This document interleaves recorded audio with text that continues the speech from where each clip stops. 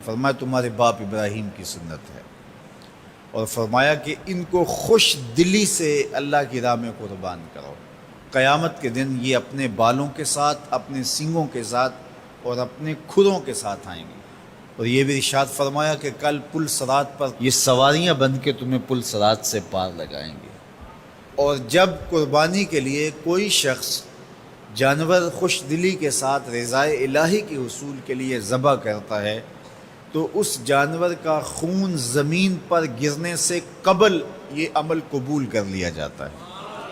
اور یہ بات بھی ذہن میں رکھیے گا کہ ایام نہر یہ 3 دن جو خون بہانے کے ہیں، 10، 11 اور 12 تاریخ، ان ایام میں آپ جو بھی عمل کریں، نماز پڑھیں اور دیگر صالح اعمال کریں، بہت قابل قبول ہیں اور اللہ ان کو قدر کی نگاہ سے دیکھتا ہے۔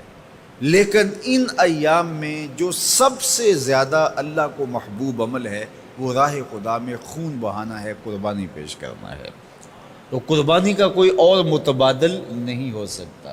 کچھ لوگ یہ فلسفہ ان دنوں کے اندر بیان کرتے ہیں کہ 20-50 ہزار کی قربانی کرنے کی بجائے اتنے اگر کسی غریب کو دے دیے جائیں تو اس کے 2-3 مہینے خیریت سے گزر جاتے ہیں، اور وہ گھر کے اندر جو ہے وہ ضرورت کی چیزیں ڈال لے تو گوشت تو 2-4 دن کے اندر کھایا پیا جاتا ہے، ختم ہو جاتا ہے۔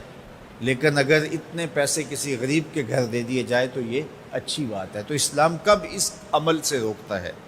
غریب کی مدد کیجیے، صرف عید کے دن ہی نہیں، مینڈے کی جگہ ہی نہیں، بلکہ اسلام تو راہ خدا میں جانور ذبح کر کے اسی جذبے کو بیدار کرنا چاہتا ہے کہ تمہیں گوشت کی ضرورت بھی نہیں تھی پھر بھی تم نے ذبح کر دیا، تو جہاں ضرورت ہوگی اور تمہاری ہمسائیگی میں، تمہارے اطراف میں جب کوئی غریب ہوگا تو پھر تم اس کے لیے ذبح کیوں نہیں کرو گے؟ اس کے لیے تم قربانی کیوں نہیں کرو گے؟ اِثار کیوں نہیں کرو گے؟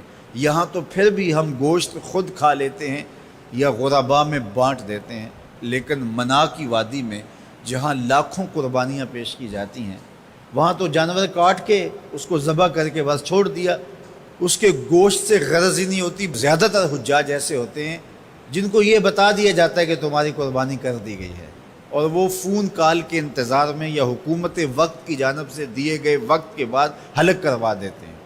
تو انہوں نے نہ اپنا جانور دیکھا ہوتا ہے، نہ اس کو ذبح ہوتے دیکھتے ہیں، تو صرف انہیں ٹائم بتلا دیا جاتا ہے یا ان کو کال کر دی جاتی ہے تو یہ ان کے لیے کافی ہوتا ہے۔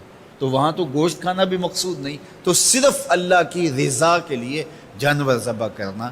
تو جب رضائے الہی کے لیے جانور ذبح کرنے کا جذبہ پیدا کر کے تمہیں راہ خدا میں خرچ کرنے کی ترغیب دی جاتی ہے تو پھر تم پورا سال خرچ کرو گے، تمہارے لیے کوئی مشکل اور کوئی مشقت نہیں ہوگی۔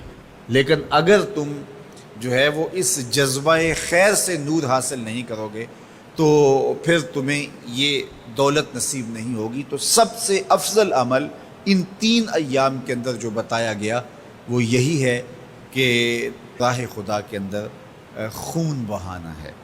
اللہ کے محبوب علیہ الصلوۃ والسلام کی خدمت میں جو ہے وہ مینڈے لائے گئے جو چتکبرے تھے، اور حضور علیہ الصلوۃ والسلام نے اپنے مبارک ہاتھ سے ان کو ذبح کیا۔ تو عید قرباں یہ ایثار کی عید ہے، یہ قربانی کی عید ہے، اور اسلام ہمیں قربانی سکھاتا ہے۔ اسلام لمحہ لمحہ قربانی ہے، ایک ایک ساعت اسلام قربانی کا نام ہے۔